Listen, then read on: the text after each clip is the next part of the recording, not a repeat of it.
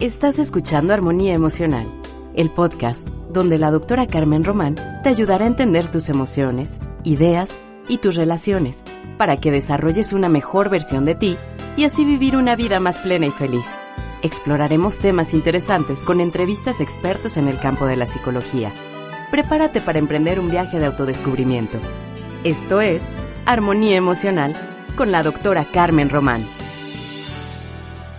El dinero solo puede comprar cosas materiales, como alimentos, ropas y vivienda, pero se necesita algo más. Hay males que no se pueden curar con dinero, sino solo con amor. Estas palabras sabias las dijo la Madre Teresa de Calcuta. Inspirada por esta frase, voy a empezar este episodio de el podcast Emotions in Harmony. Gracias por estar una vez más conmigo compartiendo. Gracias por todo el apoyo que he recibido y por sus comentarios, sus correos electrónicos. Muchísimas gracias. Hoy quiero hablar acerca de las emociones y cuál es su relación con el dinero. Cómo hacemos nuestras decisiones financieras en base a nuestras emociones. Ojalá y estas reflexiones te ayuden para que hagas un uso más sabio de tu energía en general y de tu energía económica. Tengas una mejor relación con los que tú quieres, con los que te quieren y las cosas sean más claras, porque cuentas claras, amistades largas, dicen, ¿verdad? Estas son las reflexiones de las que voy a hablar hoy. Por ejemplo, que el dinero, según mi opinión, es un reflejo de cómo manejamos nuestras emociones. El dinero lo atraemos o lo alejamos con nuestros pensamientos, nuestras acciones y nuestras decisiones, y muchas de ellas son inconscientes. La mayor parte de la solución a nuestros problemas económicos está en nuestro interior. En este podcast lo voy a dividir en 4 segmentos. El primero va a ser las dinámicas emocionales y financieras más comunes que yo he observado, tanto en la vida real como en mi trabajo como terapeuta. Luego te voy a hablar de los aprendizajes que he tenido observando las familias cuando tienen crisis económicas. Cómo se portan, cómo se relacionan cuando tienen crisis económicas. Eso es una buena forma de conocer a las familias con que trabajo.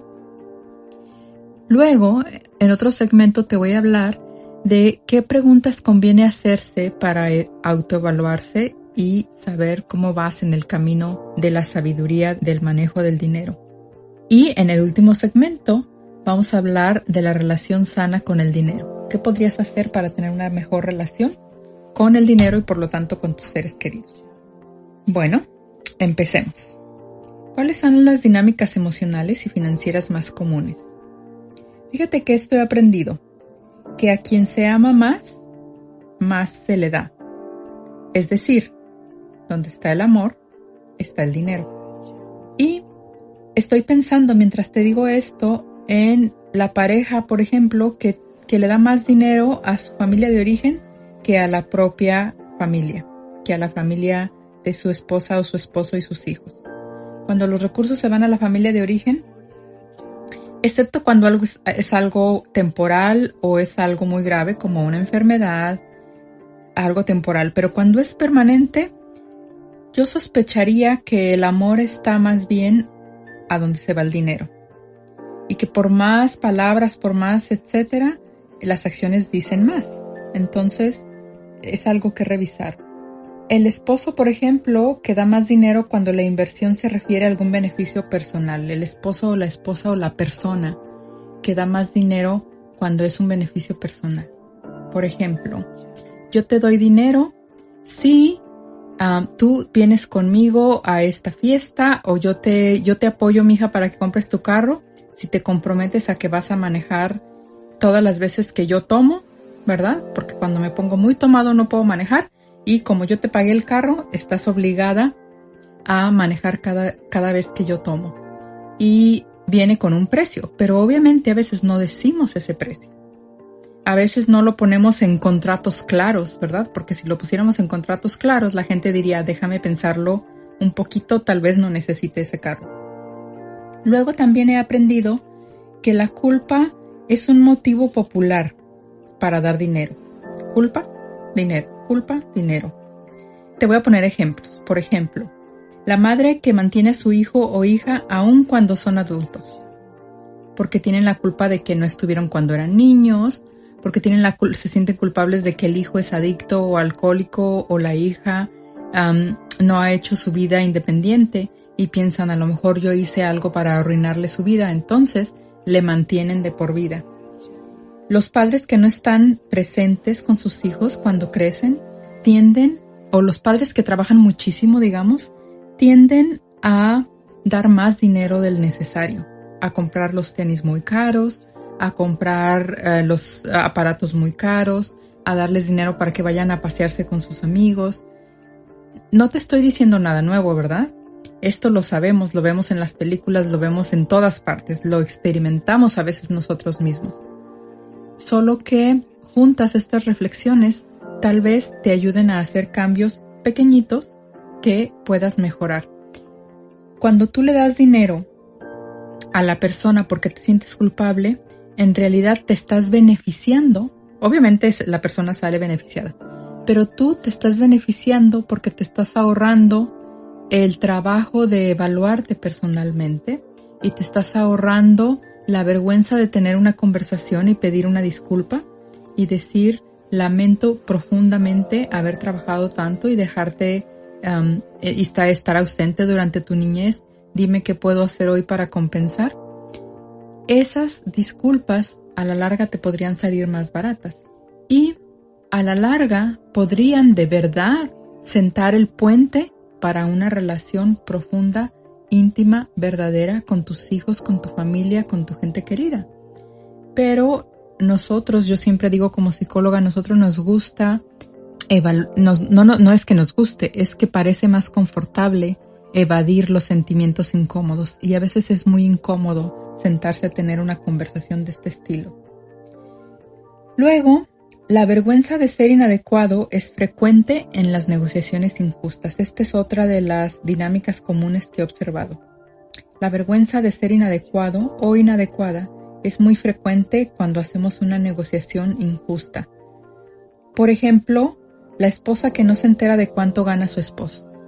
No quiero ser inadecuada, no quiero ser inoportuna, no quiero preguntarle cuánto gana, no quiero saber cómo manejas tus finanzas y mejor lo dejo así. Y hay muchas esposas que de verdad terminan, el esposo muere o desaparece o lo que sea y ellas ni siquiera saben por dónde empezar, no saben cómo mover las cuentas bancarias, no saben cómo reacomodar su vida.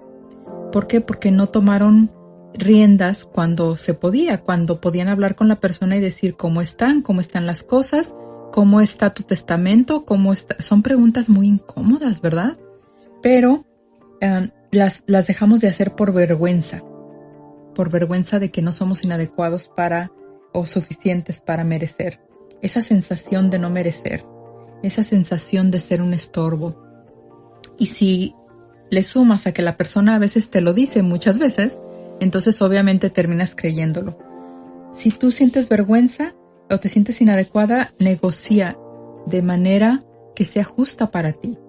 Mejor aprovecha para revisar tu vergüenza, aprovecha para revisar ese sentimiento de no merecer, etcétera, para que puedas hacer negociaciones más justas. Cuando tú haces negociaciones injustas, terminas robándote a ti misma o a ti mismo. El tener la fantasía de que a cambio de dinero se recibirá amor y respeto es otra de las dinámicas emocionales que he encontrado. Esa fantasía de que si yo les doy dinero, voy a ser importante para ellos, por lo tanto me van a amar y me van a respetar. Yo pienso que es probable que te enseñen, te demuestren o finjan que te aman y te respetan, especialmente cada quincena o cada mes que tú mandas el cheque o especialmente cuando vienen a pedir algo. Y que entonces esa apariencia sea como wow, me aman y me respetan, pero que te ha ahorrado el trabajo de crear una relación donde te ganas el amor y el respeto con amor y con respeto. ¿Sí? El amor y el respeto solamente se gana con amor y con respeto en mi experiencia en la vida y en la terapia. Así es que si tienes esa fantasía de que a cambio de dinero recibirás amor y respeto, yo te digo, tienes un trabajo mucho más profundo que eso. También la mayoría de nuestras creencias se forman en la infancia. Por ejemplo, hay frases generalizadoras como los Pérez siempre hemos sido pobres o nunca vamos a salir de pobres, ¿verdad? Son frases que tu familia decía, o el dinero solo trae desgracias, o el dinero bla bla bla. Cuando hablamos, observa cuáles son las frases de dinero que tú tienes y qué frases le estás diciendo a tus hijos y a tus hijas, porque les estás dejando herencia de por vida. Tal vez tu herencia que les estás dejando es la pobreza de por vida, ese sentimiento de pobreza, aunque les dejes muchísimo dinero. Tus creencias acerca del dinero vienen de tus gentes queridas cuando eras niña o cuando eras niño. Asimismo, la creencia de tus niños va a venir de lo que tú dices. Es muy importante que cuando hablemos analicemos las cosas que decimos porque no tenemos esa intención. No queremos lastimar a nuestra familia y a veces lo hacemos de manera inconsciente. Lo cual en la terapia gestal me encanta porque dice que cuando son inconscientes, un gran porcentaje del material inconsciente en realidad es irresponsable porque no le hemos dado el tiempo para reflexionarlo y cambiarlo y actualizarlo a la vida que tenemos ahora, ¿sí? Hay gente que puede tener mucho dinero y tiene esa sensación profunda de pobreza, que necesitan tener muchísima comida, muchísimos carros, muchísimo esto, muchísimo lo otro, porque esa sensación de que se me va a acabar algún día. Y eso lo veo continuamente en terapia. Esa sensación de que eres un fracasado o esa sensación de que no eres suficiente puede que tenga que ver con esas frases relacionadas al dinero que escuchabas de niño o de niña y que ahora toca analizarlas, actualizarlas, desecharlas que ya no te sirven. Otra frase, por ejemplo, puede ser que el dinero no se da en los árboles, ¿verdad? Eso yo lo escuché muchas veces de niña. El dinero no se da en los árboles, niña, hay que trabajar. Y ahora que estoy adulta digo, bueno, hay mucha gente que nunca trabaja y que de todos modos recibe, ¿no? Entonces, cuando atamos esas creencias, hacemos todo lo posible porque nuestras creencias sean verdaderas, porque nos gusta estar confortables sabiendo que lo que creo es verdad. Es muy inconfortable cuestionar nuestras creencias. Ahora, en el segmento 2 te voy a hablar de los aprendizajes que he adquirido con observar las familias en crisis. Cuando las familias están en crisis económicas, por ejemplo, te decía, las mujeres que no se hacen cargo de las finanzas, no solo es en nuestra cultura, también es en otras donde se promueve la riqueza del hombre. En varias culturas se promueve la riqueza del hombre. Por ejemplo, en la cultura mexicana, hasta hace unos cuantos años, no se podía que la mujer podía ser dueña de sus tierras, ¿sí? Hasta hace un siglo, por ejemplo, no podrías, si eras mujer, no podrías ser dueña de tu casa, de tu carro, etcétera. Tenía que pertenecer al hombre con el que estabas. En Japón, en China, en la India, en Estados Unidos incluso, es como se promueve la riqueza del hombre. Cuando va un hombre a pedir trabajo y cuando va una mujer a pedir trabajo, tristemente, el hombre a veces gana más. Por el mismo trabajo, gana mucho más. Hay estadísticas, incluso en el área de San José hay estadísticas donde la mujer, especialmente la mujer latina, gana 50 y tantos centavos por cada dólar que el hombre gana por un trabajo igual. Especialmente la mujer latina porque también tiene que ver con discriminación acerca del color de piel. Entonces se promueve la riqueza del hombre, se promueve la riqueza de cierto color de piel, se promueve la riqueza de los apellidos en nuestros países también, ¿sí? Es que fulano sí tiene mi apellido, entonces le voy a heredar a esa persona. Son hábitos que hacen que una familia entre en crisis emocional muy fuerte, porque si a lo mejor tú eres mujer, por ejemplo, y tu padre dejó la herencia, resulta que tu padre repartió toda esa herencia a los hombres y que ahora depende de esos hombres que te pasen a ti tu mensualidad, por ejemplo. Entonces no tienes derecho directo a recibir tu herencia. ¿Por qué? Porque era esa cultura machista y lo veo, y de verdad lo veo todavía. Precisamente en esta semana estaba hablando con alguien donde se opone a dejarle su herencia a su esposa. Porque dice, si yo le dejo la herencia a mi esposa, se la va a ir a gastar con otro, ¿verdad? Y entonces yo le digo, bueno, honestamente, cuando tú estés ya muerto, ¿qué tiene que ver si disfrutó o no? Y todos estos años ha trabajado contigo. Ha trabajado muchísimos años a tu lado como para ganarse lo que han construido juntos. Lo dejé pensando un poquito, pero creo que no lo convencí. La mayoría de las personas no hacen tiempo para hacer una planeación eficiente del dinero. Eso lo he observado en las familias en crisis económicas.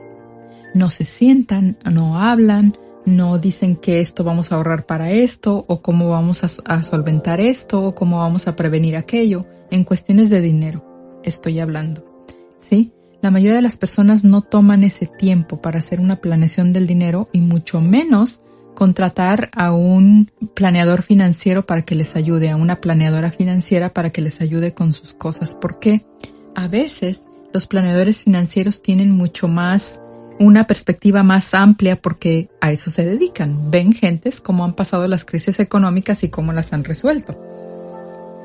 Hablar de dinero parece un tema tan incómodo que se forman reglas sin hablar en las familias. Es incómodo hablar de dinero, entonces en silencio se van formando reglas. Por ejemplo, en la familia a veces la hija ha aprendido que si le pide dinero a papá va a conseguir más fácil que si se lo pide a mamá.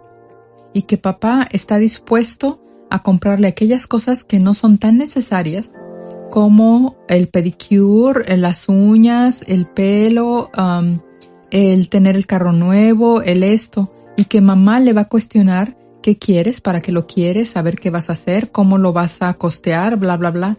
Y no hay esa regla hablada, pero la niña aprendió que así es y va a hacer uso de esa regla. Y te puedo poner infinidad de ejemplos en este estilo.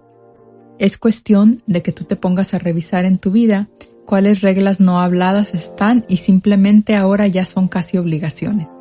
Es decir, si yo te empiezo a dar una mensualidad cada mes, y en un mes no la deposito, en una de esas ya hasta me vas a decir, oye, ¿qué te pasa? ¿Por qué no me has depositado lo de este mes? ¿Sí?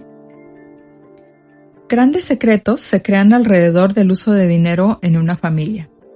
Cuando hay grandes secretos acerca de abusos sexuales, cuando hay grandes secretos acerca de infidelidades, cuando hay secretos acerca de robos, por ejemplo, cuando hay secretos acerca de maltratos, etc., se crean reglas que parecen invisibles pero que ahí están. Se crean usos del dinero injustos o inadecuados.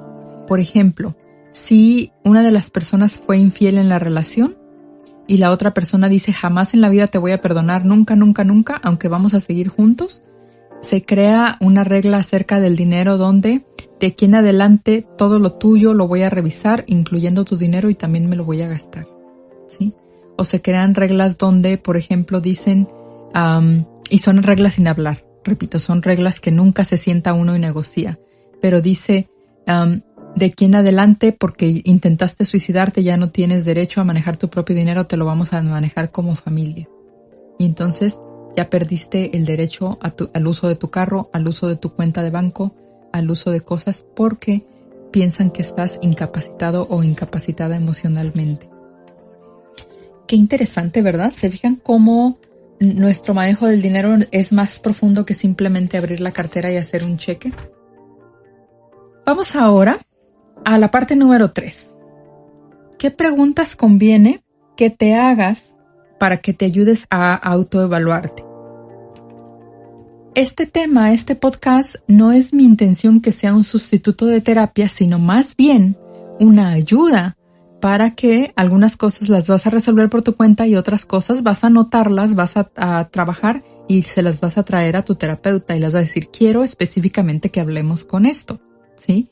Porque si tú vas a terapia y vas haciendo tu trabajo, tú vas haciendo tú eres partícipe activo de tu terapia. Vas a necesitar, te lo juro, menos terapia y con esperanza te estoy ahorrando dinero de las sesiones. Si deberías de pagar 10 sesiones, a lo mejor vas a pagar 7. Entonces, queremos que vivas mejor y que no te quedes en la quiebra por vivir mejor. ¿Qué preguntas conviene hacerse para que te autoevalúes? ¿Cómo puedo analizar mi propia situación? ¿Cómo funciona? Cada persona es diferente. Tú pregúntate, ¿cómo funciona para ti analizar tu propia situación? ¿Funciona que lo haces tú por tu cuenta? ¿Funciona que te sientas con tus amistades y tienes amistades que son capaces de decirte las cosas como son, de ayudarte a ver las cosas claras y no tienen miedo de decirte en aquellas cosas que creen que te estás equivocando? Y son amistades que tienen cariño hacia ti, porque puedes tener amistades que te dicen las cosas claras, pero que no tienen ese cariño y lo van a decir más en base a sus propios intereses que hacia ti. Pero si tú tienes un grupo donde puedes confiar, donde puedes descansar y compartir estas cosas íntimas, bueno, felicidades. Si no tienes un grupo así, es donde toca pedir ayuda profesional. Si es el sacerdote, si es la guía espiritual que hay en tu comunidad, o si es un terapeuta, una terapeuta, adelante. Tal vez para ti sea mejor que inviertas en unas cuantas sesiones y vayas y trabajes el tema, que sigas haciendo, ahora sí, literalmente malgastando tu dinero de por vida. Pocas veces nos ponemos a reflexionar cuando a veces invertir nos regresa.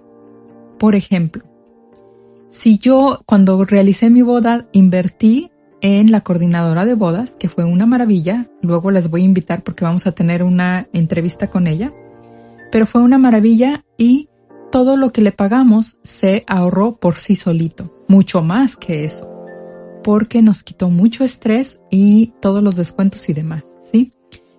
El punto que quiero decirte es, a veces tenemos miedo de invertir, nos da miedo gastar el dinero y terminamos perdiendo más dinero. Cuando tú vas a terapia y haces y trabajas tus formas de dinero, normalmente vas a ganar más, vas a hacer negociaciones más justas y te vas a enriquecer y vas a enriquecer a los tuyos, ¿sí? Entonces a veces pedir ayuda profesional a un consejero financiero, a un terapeuta, a una terapeuta, te va a ahorrar dinero a la larga. Otra pregunta, ¿cuál es mi necesidad real cuando estoy dando este dinero? ¿Cuál es mi necesidad real cuando estoy dando este dinero? Es una pregunta fuerte. Es una pregunta que requiere que tú analices profundamente tus deseos inconscientes y digas, ¿de verdad me quitaría el miedo o me daría respeto o es porque tengo vergüenza o es porque tengo culpa, etcétera?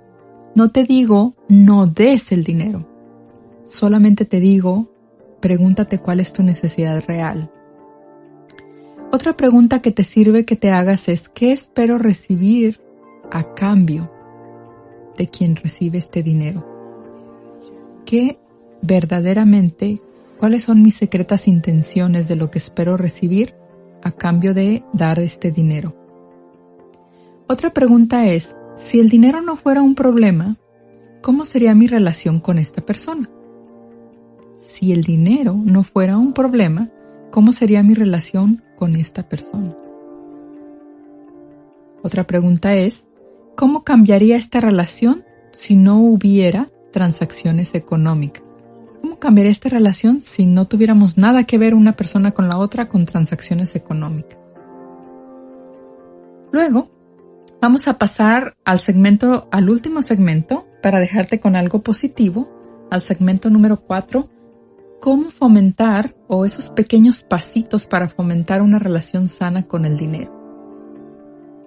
Primero, es importante, parece que esto tiene que ver con los consejeros financieros, pero también tiene que ver con los psicólogos porque tener un fondo de emergencias te previene el estrés.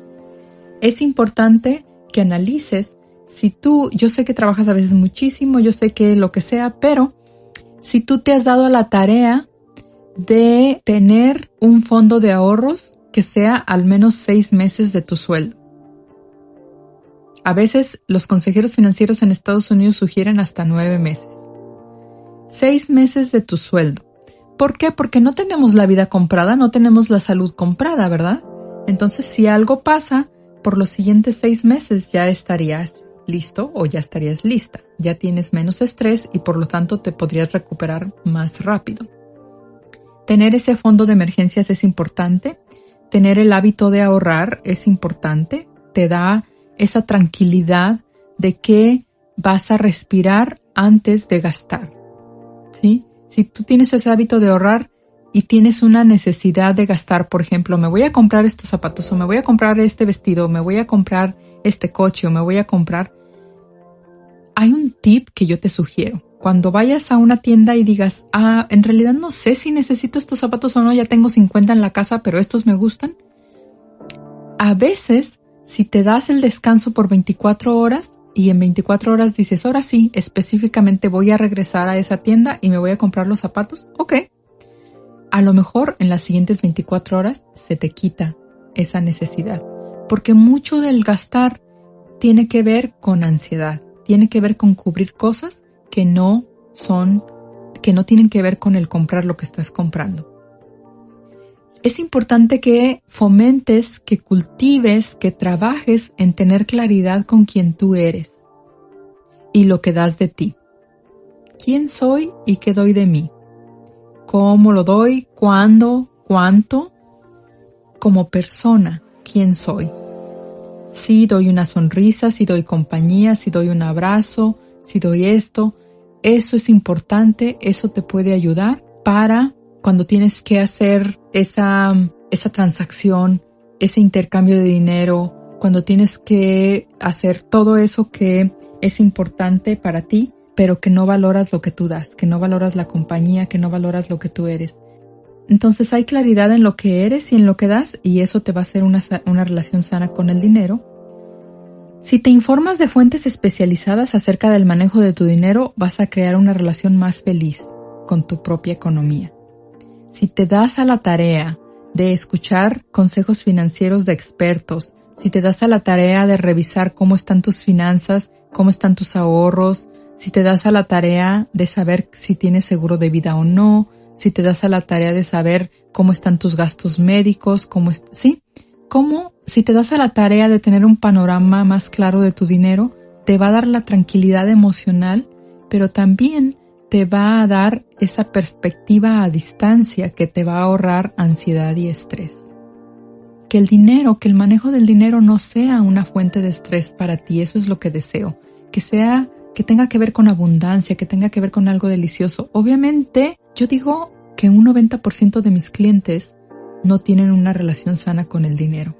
Y en lo personal, a mí me ha costado muchísimo trabajo tener una relación sana con el dinero. He aprendido muchísimo a través de mis clientes. He aprendido de los que lo hacen de forma correcta y he aprendido de los que lo hacen de la forma incorrecta o dolorosa. Porque no es correcto o incorrecto, simplemente es dolorosa, funcional o no funcional.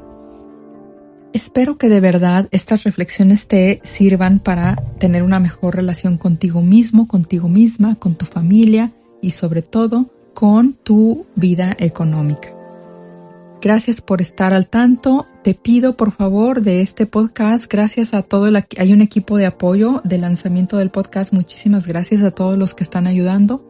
Te pido por favor que te suscribas en iTunes, que me dejes un rating ahí, especialmente en estas primeras 8 semanas del podcast, porque si logramos que entre en lo novedoso del iTunes, después se promociona solito. Pero de entrada tenemos que darle un empujoncito, casi como todo bebé que acaba de nacer, ¿verdad? Entonces te pido que entres a iTunes, ahí le pongas Carmen Román o Emotions in Harmony y ahí vas a ver el podcast y si me regalas un rating te lo agradezco muchísimo. También puedes ir a la página de carmenroman.net y mandarme tu correo electrónico y yo directamente te estaré mandando los episodios.